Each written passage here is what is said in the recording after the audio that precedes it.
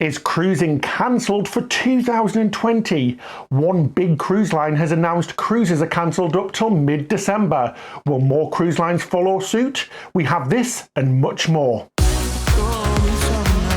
Well, ahoy there, cruisers! Welcome to this week's Cruise News Roundup with us, Ben and David.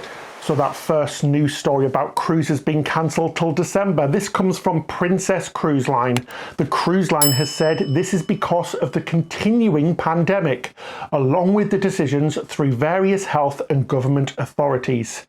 As we know, the CDC has extended the no sail order up till the end of September, as well as the UK Foreign Commonwealth Office placing a blanket ban on ocean cruising. Jan Swartz, president of Princess Cruises, said, "We share in our guests' disappointment in cancelling these cruises, and we look forward to the days when we can return to travel and happiness it brings to all who cruise."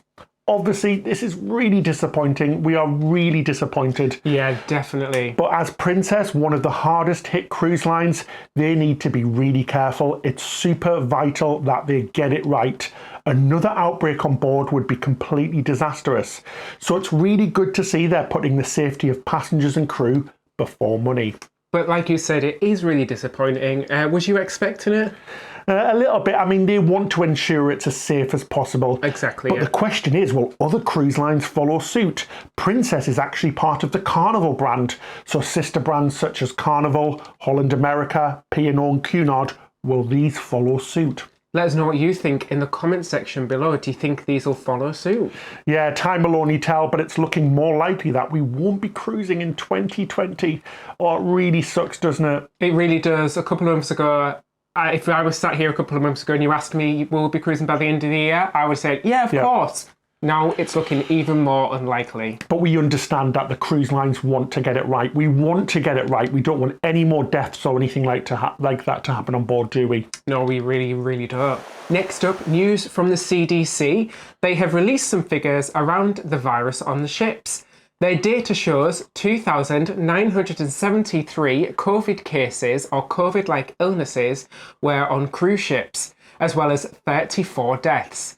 These cases were part of 99 outbreaks across 123 different cruise ships. Between March and July, 80% of ships were affected by COVID-19. Oh, it's really hard to see. 80% of cruise ships were affected. That's a lot. That is a lot, but you've got to think, guys, this is spread all over the world. So, of course, it's going to have a high percentage of cruise ships infected. It's definitely hit over 80% of the world and all of the different cities and things. So it's just about the same as the rest. But obviously, as you know, cruise lines are the only ones that actually provide data to the CDC. Yeah, and it does feel like they're looking at these figures under a microscope without actually looking at what was happening on land for a wider picture. Some more bad news coming from the Caribbean this week. Just a few weeks after having opened their borders to international travellers, Bahamas is now saying visitors from the USA will no longer be welcome.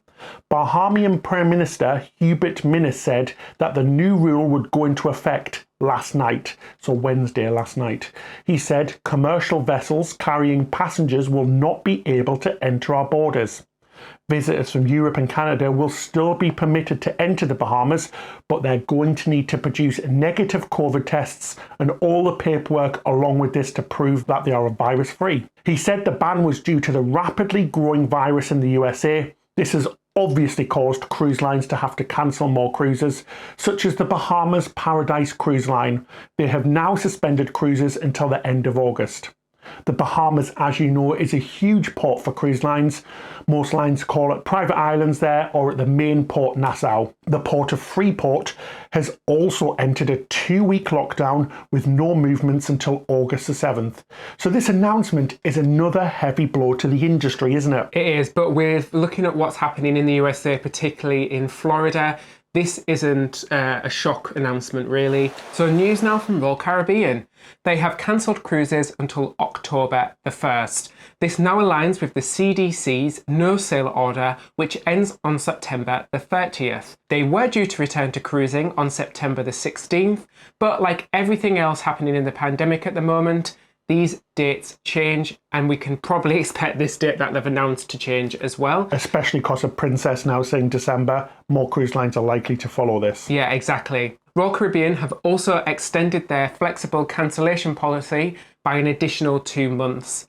This is its Cruise with Confidence policy, which is now valid for all bookings made on or before September the 30th, 2020. The policy gives you much more flexibility and much more peace of mind when booking a new cruise. You have the option to cancel your cruise up to 48 hours before your departure. This can be in exchange for 100% future cruise credit to be used on a future sailing. Yeah, that's a fantastic news, but just remember it's a future cruise credit, so it can't be a refund. Yeah, it's only a refund if your cruise is cancelled, Yeah, actually cancelled. Exactly. So also this week, Royal Caribbean announced that they only have 100 reservations waiting more than 30 days now for a refund. It's great to see that the long waits are now gone if you did want a refund. Now, if only all the other cruise lines could now follow suit and catch up with Royal Caribbean. Yeah, we've already requested a refund from MSC back in April, and we haven't even heard back at all yet. Not even a response. So yeah, we haven't even heard if crazy. they've accepted it, if they've received it or anything. Yeah. So now Royal Caribbean is now averaging just 23 days to process a new refund request. And the wait times on the phones to the customer services are now only 15 to 20 minutes, which is a fantastic achievement considering what happened at the beginning of the pandemic, where it was a good 30 minutes, 45 minutes, even an hour wait at times. yeah, well done to Royal Caribbean. That's no small feat. It's great to hear that only 100 people are waiting for refunds over 30 days. Yeah. Fantastic. Next up, news from Carnival. Carnival have provided a build update on their brand new megaship Mardi Gras, and it looks awesome. She's getting her finishing touches in the Mere Turku shipyard up in Finland. Shipyard workers have already installed almost 800 feet of the roller coaster track on board on the first ever roller coaster at sea called Bolt.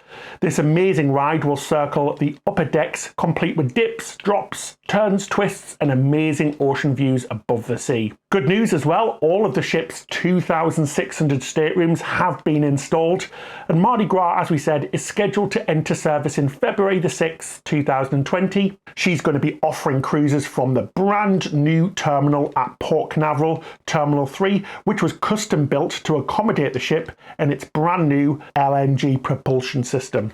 So that's really good news there. Next up with Carnival, another Carnival ship has reportedly been sold. This time it's the Carnival Inspiration. She was launched back in 1996 and was the 6th Fantasy class ship out of a total of 8.